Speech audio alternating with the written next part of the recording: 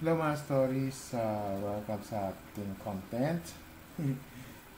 So, ano, yung naalala mo yung kinontent natin ay tungkol sa thesis na AI.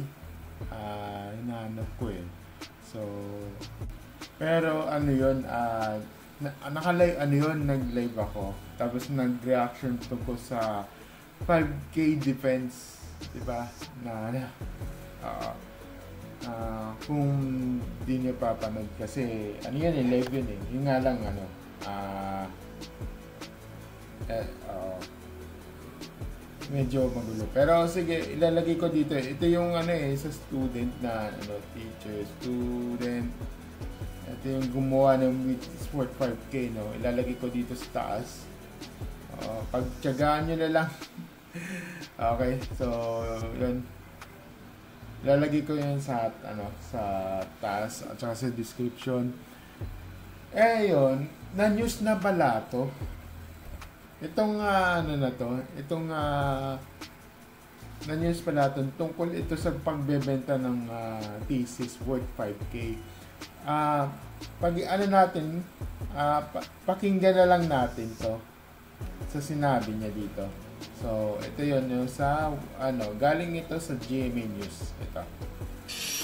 Ano ba yung benefits kapag nagpagawa kayo sa akin, which is ginabit yung 5,000 for chapter 1 to 3? Hindi na bago ang mga nag-aalok ng serbisyo gaya ng paggawa ng thesis. Gaya ng viral video na ito kung saan isang babae ang gagawa raw ng thesis mo sa halagang 5,000 pesos. Ang problema, ito yung pinaka-the best na makukuha mo. Kasi i-compare ko natin sa GPT Plus na ginamit ko from chapter 1 to chapter 3. tama ang dinig mo. Artificial Intelligence o AI ang gagawa ng thesis mo. Marami na raw talagang ganyan ngayon ayon sa high school and college teacher na si Jelani. Sa 13 taon daw niyang pagtuturo, alam niya kung nandadaya ang estudyante. Mas lalo na kung gumagamit ng AI. Yung mga bata, ginagamit na nila ito pagsasagot ng module and activities. Even exam actually. Ginagawa na nila to kapag naka-online yung kanilang exam. At kapag nahuli, Hinihimay natin yung laman or content ng kanyang sagot. Hayaan mo yung bata na i-explain niya yung kanyang sagot in his or her own words. Tapos doon, pagbabangga mo na parang, teka lang, parang hindi tugma. Kasi doon sa pinasa niya, gumamit siya ng mga highfalutin words. Samantalang doon sa personal, hindi niya mabanggit yung mga words na yon. may tools. Okay, so may point naman yung sinabi ni Sir, yung yung nagpaliwanag dito. May point naman yun. O yun yung parang, yan kasi yung purpose, gagawa kayong thesis, tapos, syempre, may i-defend mo yun, kasi tatanungin ka na ng panelist, di ba, tanungin ka ng panelist, diba, titingnan. Ano ba ang ganito, ganyan, bakit tama ba to, ganito, ganyan, ito ba diyan kasi papasok yung critical thinking ng isang bata o isang nagde-defense, diba? Diyan kasi papasok yun eh. Bakit niya, ano bang purpose nun? Para if ever na nabawa ito yung thesis mo, minsan yung thesis mo parang lang yan, project mo yan, for example, sa trabaho mo, ganito, na sa trabaho, tapos yung panelist mo, isipin mo parang yung boss mo, kasi mag-represent ka eh, diba, na ito yung project mo, na for example, sa IT, sabi natin ganon, na may ipepresenta ka sa may ipepresent ka ng yung for example yung website, sabi natin ganito, na ito magiging new features, ganyan. Pag tinanong ka ng boss mo, tapos may na-found out nga, yung parang ano bang purpose doon? Ano po yung ganito, yan na di ba na ito ba yan, attractive ba sa mga kliyente ko, kliyente ko, ganito, ganyan, di ba? You have to, parang ipaliwanag mo ng mga, ipaliwanag mo sa panelist or sa ganun, sa panelist mo, kung ano yung purpose ng ganitong thesis, di ba? Just like that, no? Parang ganun din na project, yung ipaliwanag mo sa boss mo na, ano yung, ito ba magda-down ba ito? Da-down, tapos ito ba attractive ba ito sa mga kliyente, ganito, ganyan. Di ba? Yun, di ba? Nagigets mo yung parang, nagigets mo yung parang punto na dapat i-explain mo kasi otherwise kung hindi mo ma-explain maigi yun tapos ganito yung kliyente baka ma-turn off yan same din dito sa ginagawa sa mga thesis, di ba? Sa mga thesis kailangan ma-defend yan kasi otherwise pag hindi ma-explain na masyado yan ganito ganyan may chance kasi ma-offend dyan, di ba? Kailangan, yun kasi yung dyan. Ngayon, ito naman, balik tayo sa issue. Ito yung sa 5,000. May point naman yung, kailangan maitugma yung anong sinasabi, ano ba ang sinasabi mo versus sa mga sinasabi mo sa, yung ni-research mo galing to sa thesis yung ginawa mo sa thesis kaya talagang minsan talaga na maghapon walang tulog talaga nabibig ko na experience ko na yan na halos walang tulog sa pagre-research ganyan kaya yung panahon talaga pag-research talagang walang tulog talaga. Maghapon kami sa pagbaba, magta-type ako, ganito, ganyan. Diba? Yun yung Pero ito, isang panahon ngayon, nung nalaman ko na nagagawa ng AI, tapos ang masaklap dyan is meron silang AI detector, which is paano yan pag gumamit AI detector tapos mag-accurate yan na tapos naging accurate naman yung sentence mo ganito ganyan tapos pag chinek mo sa AI detector 100% ganun din, 'di ba? Parang naging AI yan. Yun, 'di ba? Yan yung dito pinaka-challenge sa lahat tapos ang hirap yan. Paano mo maiiwasan kahit sabihin mong accurate naman yung ganito ng accurate naman pag-type mo tapos AI na detected ganun din nangyayari, di ba? Yan, tuloy sorry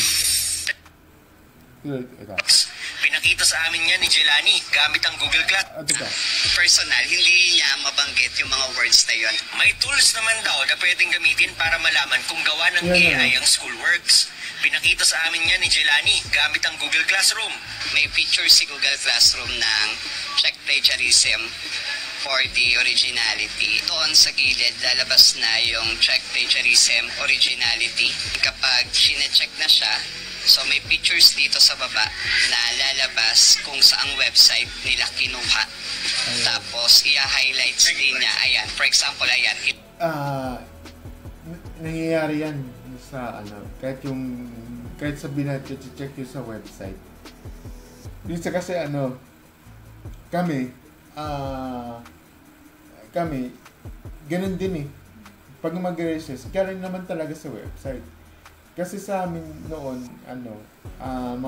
halos yung mga galing sa website yung mga research yun galing sa website like yung howstuffworks.com kung alam niyo yung website na yun kung alam niyo yung yung website niya, yung howstuffworks, doon kami mostly talaga na kinukuha yun. Diba? Yan. Kaya, tapos, what for kung AI, diba? Yan. ChatGPT, yan. 11 plug passages. 50% daw ng gawa ng bata, plagiarized o gawa ng AI. May ibang website rin kung saan pwedeng i-check ang gawa ng mga estudyante. May epekto ang ganitong klase ng pamamaraan sa mga bata. Sa ngayon, masasabi ko na yung bata, yung kalidad ng bata ay pahina ng pahina. Turuan natin yung mga bata sa responsableng paggamit ng AI at kung paano ito makakatulong sa kanilang pag-aaral. Importante ring alam ng mga guro ang kakayahan ng bata para mas lalong magabayan. Ang AI, maraming tulong, pero marami ring hindi. Ito, so, i-dyan na lang muna. Alam mo, ito may part na hindi, may part na, na agree, may part na ako na hindi agree dito. So, yung sinasabi mo na, na paina, pwede naman yan di pa huli yung lahat yan ang kasi dito, ang tanging way lang dito, hindi medyo kulang siya sa, alam mo yun, yung kulang siya sa diskarte. Well, hindi ko na sinasabi dito yung diploma diskarte, wala kilalaman doon. Gamitin niya yung diskarte sa pamamagitan ng yung parang paano mo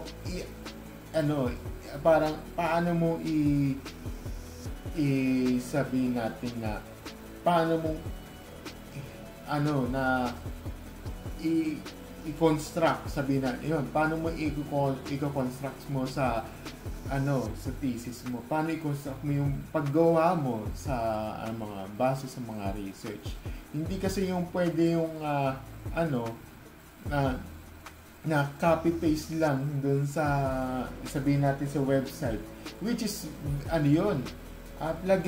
plagiarism din yun, di ba? Kailangan kung ano yung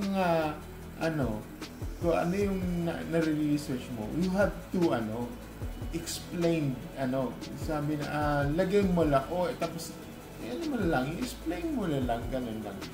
Lang yun, parang do you own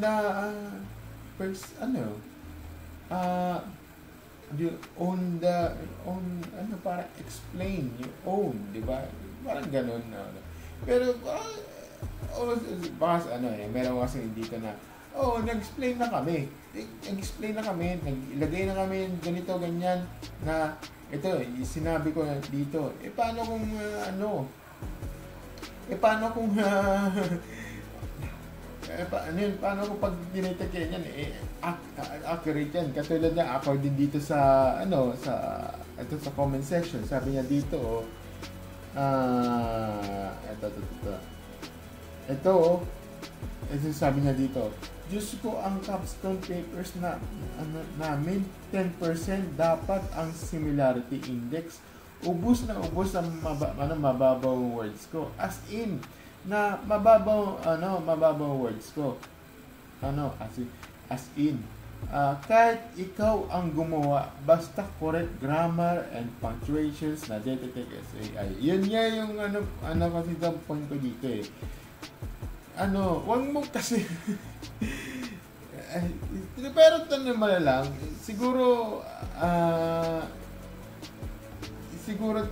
gawin dito na ito kasi yung problema dito sa yung pagko-correct ng grammar, or sabi natin malalang parang kalikutin mo na lang ever yan.